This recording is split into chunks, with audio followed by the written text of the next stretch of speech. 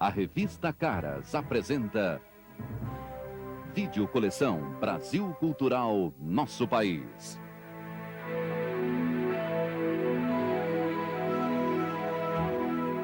Volume 1, Nordeste.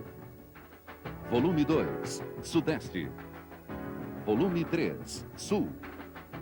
Volume 4, Centro-Oeste. Volume 5, Norte Amazônia. Volume 6, Brasil Geral. Um oferecimento... Aumente o volume da sua TV. Vem com tudo. Vem na frente. De saída, 4 portas e um painel diferente. Vem com tudo. O que você sempre quis é o Mini LG. Mini LG.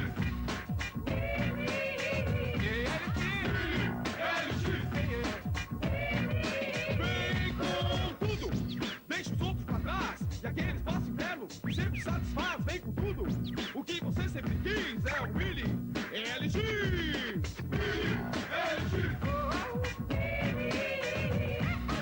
Mini LG. Vem com tudo, vem melhor até com ar-condicionado. De cara nova frente, agora os outros são passado. O que é quem vem com tudo, você sabe o nome diz. É o Mini LG.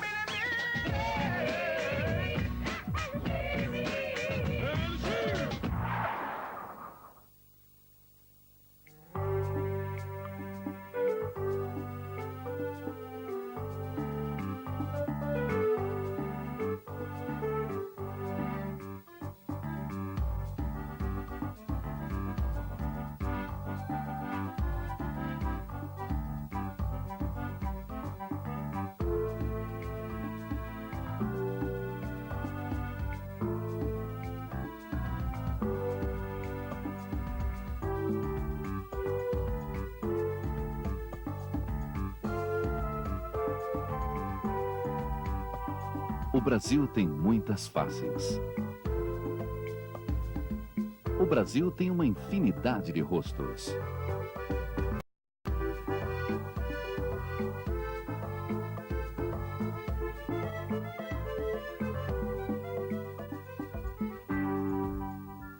Mas a cara desse país, ainda em construção, é uma só. O Brasil tem cara jovem. Quase 500 anos é pouca idade na formação de um país, principalmente quando ele é fruto de influências tão diferentes quanto o Brasil. Ao longo de 5 séculos, europeus, africanos e até mesmo asiáticos foram deixando suas marcas por aqui. E nós, que no princípio éramos somente índios, fomos misturando tudo, a ponto de não reconhecermos mais a origem de tantos traços, nem o peso de cada um na definição da nossa cara. O Brasil de tantas caras tem na alma a marca da miscigenação. Uma história que começou no encontro do português com o índio em 1500 e que se firmou com a chegada do negro, braço escravo para trabalhar na lavoura.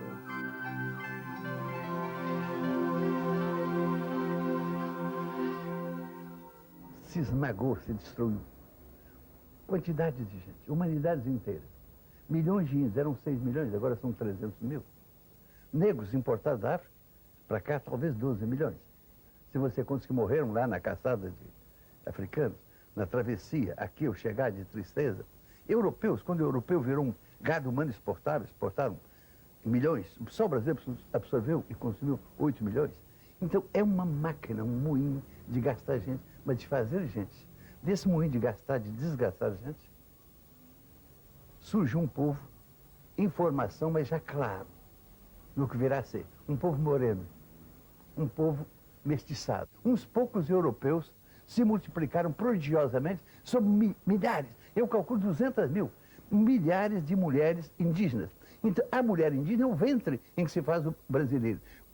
Como é que se dá isso? Essa mulher, emprenhada por um branco, e que pare um filho que não se identifica com ela, porque era o povo oprimido, mas fala a língua dela, que quer se identificar com o pai, mas o pai considera uma coisa impura, um fruto da terra. Esse ninguém que não é nem indígena nem europeu, é que começa a ser outra coisa e na procura de sua identidade vem a ser o brasileiro. O que o paulista chama mameluco é isso. A outra vertente brasileira é a vertente negra, é a vertente da escravidão. Ela se implanta principalmente no Nordeste, do Massapê, do Nordeste, da cana-de-açúcar, e também em Minas Gerais, para a descoberta de ouro. Então, aí, o negro é colocado em quantidades enormes, aos milhões. Mas esse menino que nascia de uma negra, prenhada por um europeu, por um branco, o mulato, quem era? Ele também era ninguém. Há duas ninguémdades, dois ninguéms que formam brasileiro. Um ninguém é aquele filho da Índia, é o mameluco. Outro ninguém é o mulato. O mulato não era africano e não era reconhecido por europeu como igual. Leva uma marca racial que é sua cor, que são suas características. Ele também é ninguém. Esse ninguém, à procura de si mesmo, é que venceu o brasileiro. E os dois, fundindo depois, formam o brasileiro comum de hoje, esse brasileiro moreno, esse povo que nós nos orgulhamos tanto de ser, que é melhor. É melhor que qualquer outro povo do mundo, porque é feito com mais humanidades. Mistura mais gente. Essa máquina de fazer gente era voltada para o trabalho. Sob o domínio português, negros e índios, mulatos e mamelucos povoaram o país. Era a mão de obra escrava, base da economia brasileira até o século XIX. A cana-de-açúcar foi a responsável pela ocupação do litoral brasileiro desde o Rio de Janeiro até o Maranhão. Salvador, a primeira capital brasileira. Olinda e Recife giravam em torno de grandes entrepostos comerciais, por onde saía o açúcar e entrava o negro africano. Enquanto isso, no interior do Nordeste, se desenvolvia a criação de gado para alimentar a população que vivia em função da cana-de-açúcar. No final de 1600, a cana deixa de ser um bom negócio e os bandeirantes, paulistas que caçavam índios para o trabalho escravo, começam a procurar ouro no interior. Até que descobrem as Minas Gerais, com suas jazidas de ouro e pedras preciosas.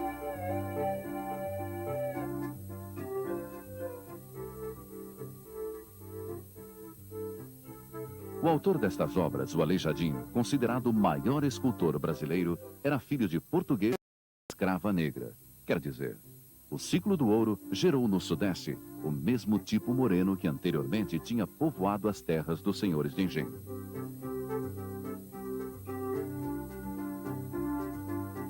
Com a riqueza gerada pelo ouro e pelas pedras preciosas, a capital se transfere para o Rio de Janeiro em 1763. São Paulo sai do isolamento em que vivia. E no sul, começa a criação de gado para atender às necessidades do novo polo econômico. No final do século XVIII, o café toma o lugar do ouro como principal fonte de riqueza do país. A produção se concentra em grandes fazendas, principalmente no eixo Rio-São Paulo. A formação econômica, ou seja, a forma como se desenvolveram as atividades econômicas no país, teve um papel fundamental na determinação, por exemplo, da sua geografia, porque foi o interesse econômico que levou as fronteiras do Brasil para o oeste, pelo interesse que tinham os bandeirantes e outras pessoas que procuraram aí recursos econômicos nessas regiões. Ela teve um papel muito importante também na demografia, porque foi o que trouxe os migrantes, a ocupação brasileira no sentido populacional.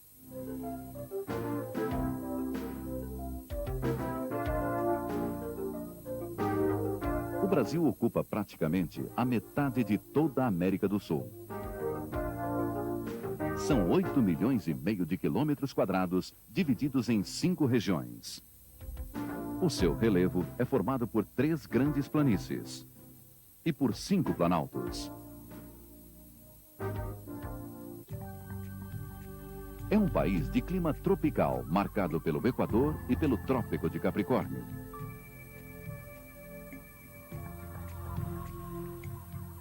A vegetação brasileira é riquíssima.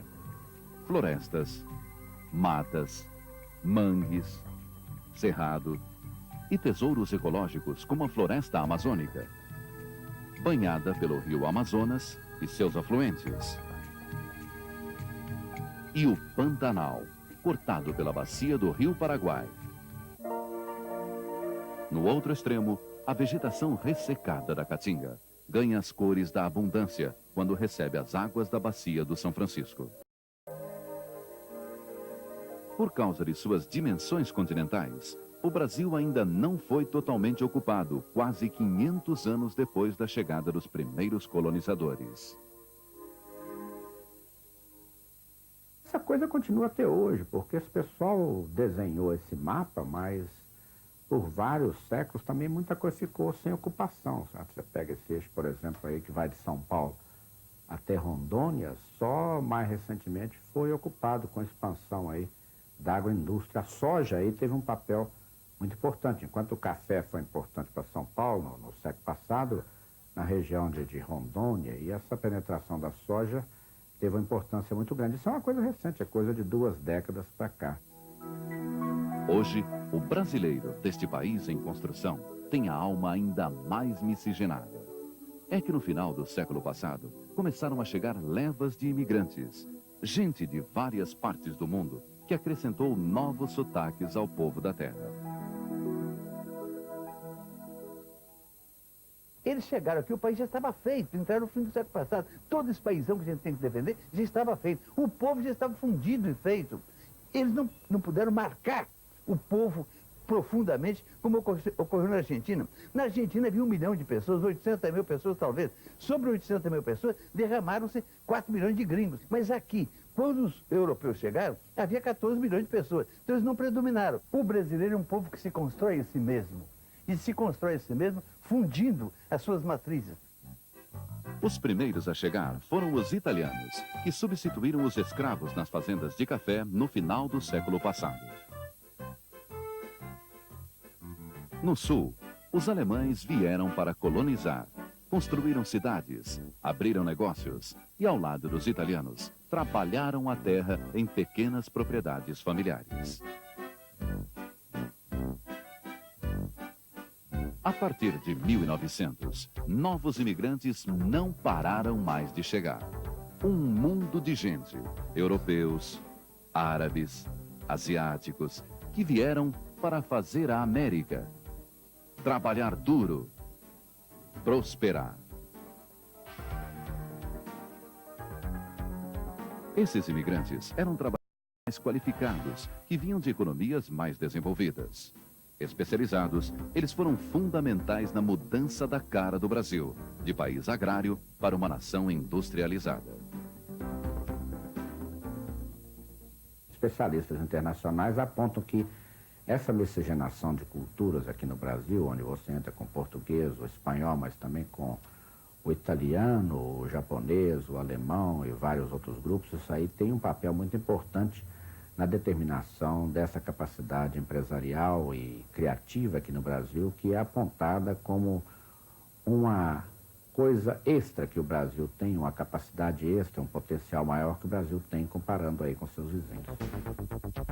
Em 1960, a determinação, a vontade de superar desafios, levam a capital para o centro do país.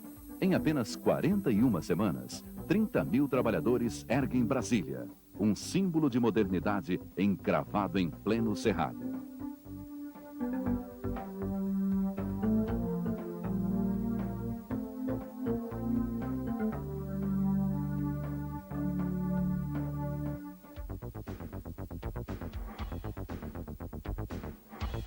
Com 146 milhões de habitantes, o Brasil é hoje a 10ª economia do mundo.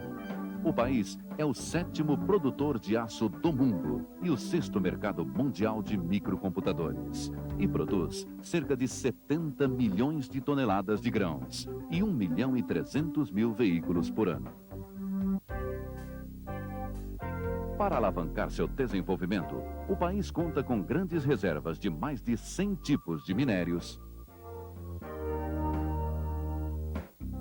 energia abundante e uma infraestrutura de serviços básicos totalmente implantada.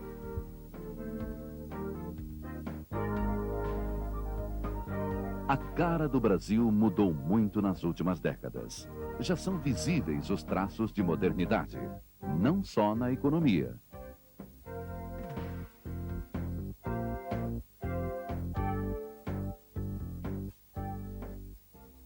O que nós chamamos de povo brasileiro, do ponto de vista da participação política, foi sempre uma camada pequena nas grandes cidades. A maior parte do povo brasileiro vivia em municípios muito pequenos ou na zona rural, não tinha acesso a comunicações, não votava e, consequentemente, não participava. Nas últimas 2 ou 3 décadas é que isto mudou totalmente. Há 30 anos atrás, nós tivemos uma eleição e foi eleito, com pouco menos de 6 milhões de votos, presidente da República, Jânio Quadros. Quem foram os candidatos naquela época? Será que naquela época um operário conseguiria ser candidato à presidência da República? Nem passava pela cabeça de ninguém. A última eleição presidencial brasileira, que elegeu o ex-presidente Fernando Collor de Mello, teve 80 milhões de votantes contra 20 milhões de 30 anos atrás. É um país enorme, gigantesco, com uma sociedade extremamente pujante, extremamente complexa. Cada vez se discute mais a necessidade de se melhorar a qualidade de vida da população. E a sociedade dá mostras de querer maior participação na vida política do país. O sentimento de cidadania tem sido reforçado nos últimos anos. Eu acho que isso é consequência da volta à democracia, é consequência do convívio urbano, é consequência da própria crise econômica, que faz as pessoas mais exigentes, que cobrem mais, que policiem mais os governantes e as autoridades de modo geral. Enfim, é diante dos problemas, e é quando existe a possibilidade concreta da participação, que o cidadão, de fato, aparece como uma figura histórica. Antes nós tínhamos povo, pessoas, mas não tínhamos cidadãos no sentido moderno, que é aquele que exige os seus direitos. Há uma pressão para que isso se realize e as condições materiais estão aí. Não é simples, mas é extremamente possível. Então é fatal. O Brasil caminha, queiram ou não queiram, fatalmente para a cidadania. O Brasil pode perfeitamente se transformar numa nação moderna, sem mudar sua maneira de ser. O brasileiro vai continuar sendo expansivo e cismado, trabalhador e brincalhão, sensual e religioso, tudo ao mesmo tempo.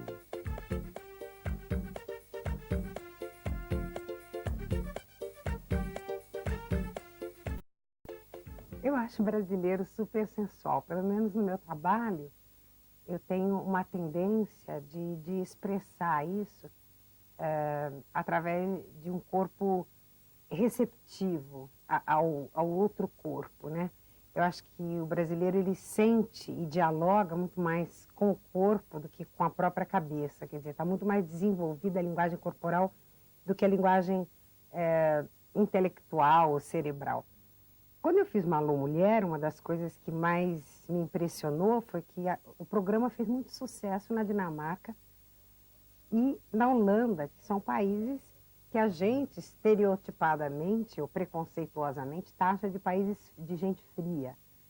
E quando eu estive lá, foi uma história linda, porque o que eles diziam que mais impressionava eles é a maneira como os atores, os personagens, né, se tocavam nos episódios.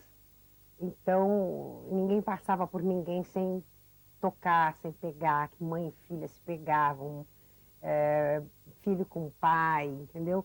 Que havia um toque generalizado nas relações e que era uma coisa que impressionava a eles muito. Além do que a linguagem corporal do meu personagem, que era uma coisa que tudo era dito, sabe? Com o ombro, com a cabeça, com a sobrancelha, com a boca. E que eles ficavam muito impressionados, porque tinha uma coisa mais equilibrada de expressar facialmente as emoções. Não que eles sejam desprovidos de emoções, mas eles têm mais dificuldade de que essas emoções aflorem e apareçam, né? Essa coisa brasileira de sobrancelha, de boca, a cara, está sempre acompanhando a emoção, o sentimento.